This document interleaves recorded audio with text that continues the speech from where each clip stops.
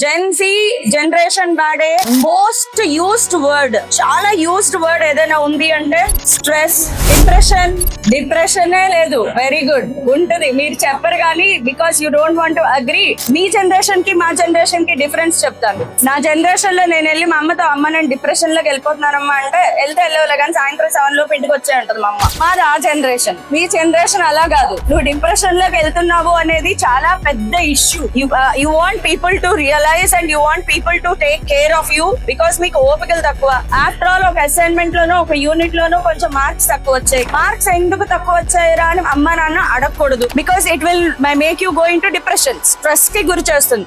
ఆ స్ట్రెస్ నువ్వు తట్టుకోలేవు.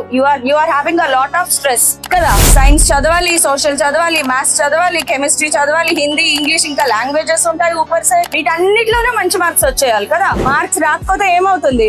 మనకేం అవ్వదు. పర్సనల్ గా ఇంట్లో ఉంటారు చూసారా, వాళ్ళు ఏమనుకుంటారో, ఇంకా బాగా ఏంటంటే పక్కింటోళ్ళు ఏమనుకుంటారో,